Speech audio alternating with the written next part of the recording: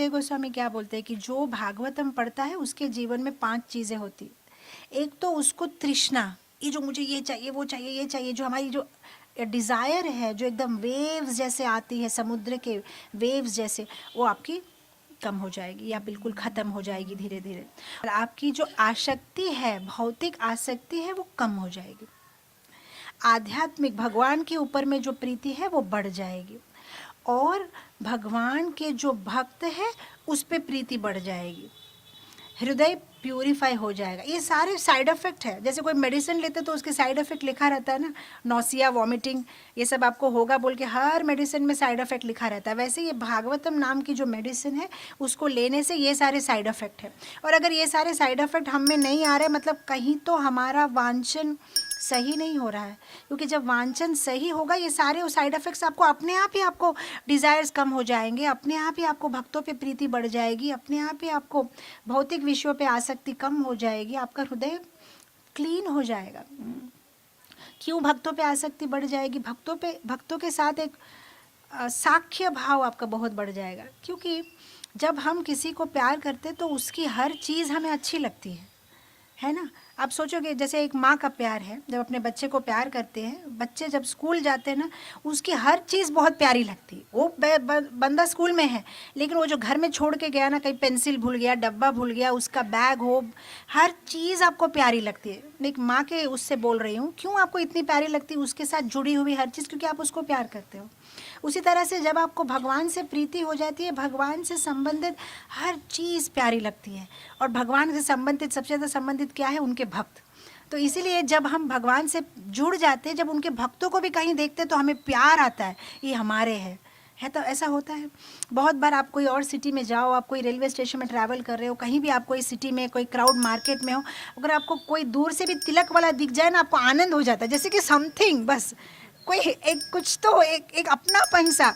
शायद आप उस इंसान को जानते नहीं, कुछ नहीं, लेकिन उसने अगर तिलक और कंठे है तो आप एकदम लगता है कि मेरा है, मेरे साथ कनेक्टेड है। क्यों ऐसा होता है? क्योंकि हम सब भगवान से कनेक्टेड है, इस संप्रदाय से, इस गुरु परंपरा से कनेक्टेड है।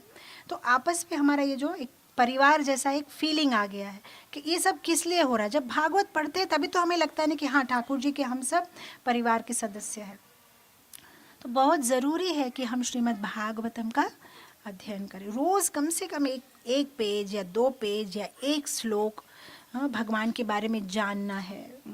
इन्फॉर्मेशन हमें मिलेगी, तभी भगवान के ऊपर प्रीति हम बढ़ा पाएंगे।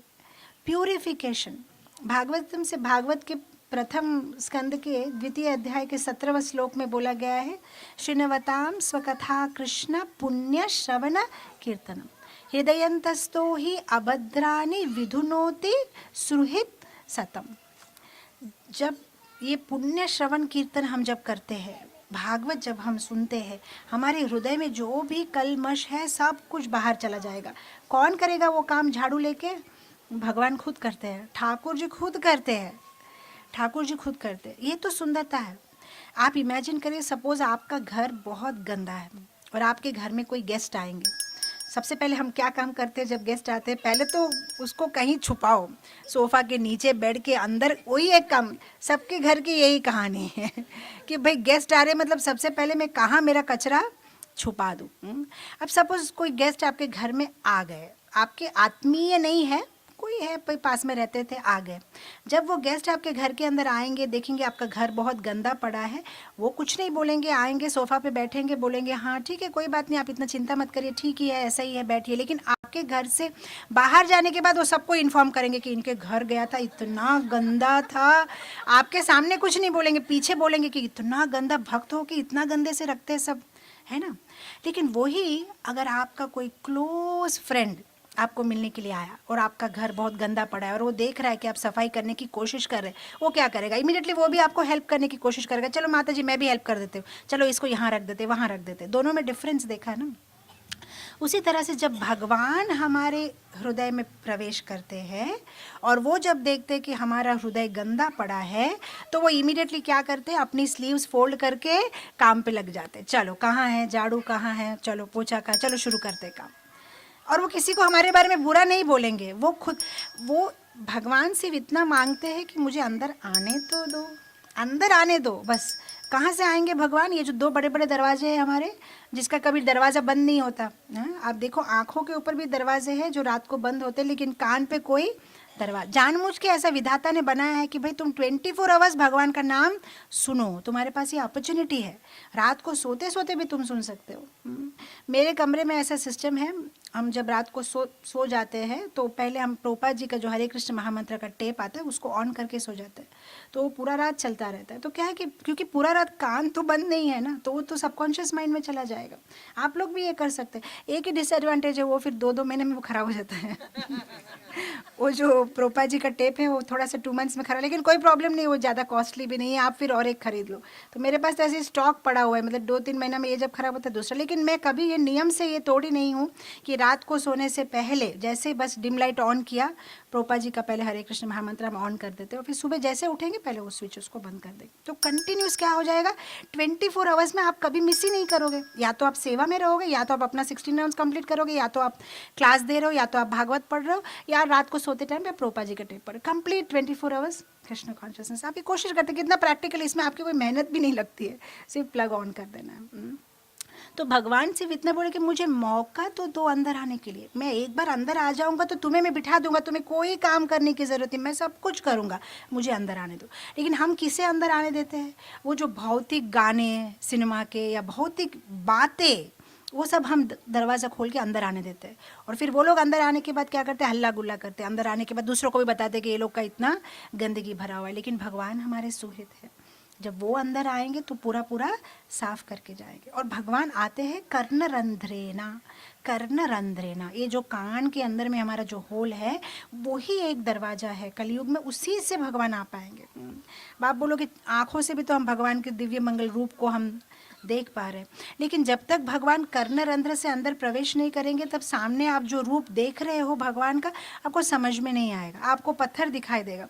फिर आप जब भगवान का मूर्ति देखोगे भी आप उस आनंद से, क्योंकि आपको अभी तक समझ ही नहीं है देखने की, तो आप क्या देखोगे।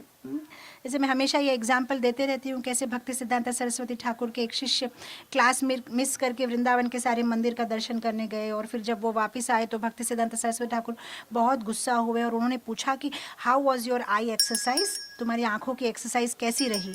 और ये शौक हो गया कि मैं तो ठाकुर जी का दर्शन करने गया और गुरु महाराज बोल रहे आई एक्सरसाइज।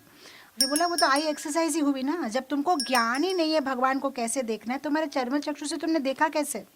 ये तो ऐसा है कि हम सूर्य को देखना चाहते हैं बट वी आर ब्लाइंड, हमें तो दिखाई नहीं देता है, लेकिन हम पूछ रहे कि हम चलो चलो सूर्य को देखते हैं। भाई पहले तुम्हारी आंखें ठीक करो, उसके बाद तो सूर्य को देखने के लिए तुम्हें कोई प्रयास करके घोड़ा गाड़ी में बैठ के जाना नहीं पड़ेगा, सूर्य तो यही है। तुम छत से भी देख सकते हो, नीचे तुम्हारे कमरे से भी देख सकते हो, लेकिन तुम क्या कर रहे हो, दिखाई नहीं दे रहा है, आँख से अंधे हो, लेकिन कोशिश ज़बरदस्त कर रहे हो, इसको लेके उसको लेके, ये गाड़ी ठीक नहीं, ये पंचर हो गया, चलो सूर्य को हम लोग ढूंढने की कोशिश करते हैं। सिर्फ आँख रिपेयर कर दो, सूर्य तो सब जगह है। तो आँखों का रिपेयर होगा जब हम भागवतम पढ़ेंगे, जब हम भागवत पढ़ेंगे हम प्यूरिफाई हो जाएंगे, क्योंकि भगवान हमारे हृदय में सब प्यूरिफाई कर देंगे और सब, तब सारी चीज़ें सटीक दिखाई देगी।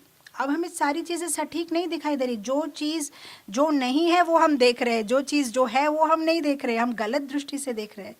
और जब एक बार हमारे ज्ञान चक्षु खुल जाएंगे भक्ति से, भगवान के कृपा से, तब हर चीज़ हमें सटीक दिखाई देगी। कन्विक्शन बढ़ता है जब हम शास्त्र पढ़ते हैं, कन्विक्शन बढ़ता है।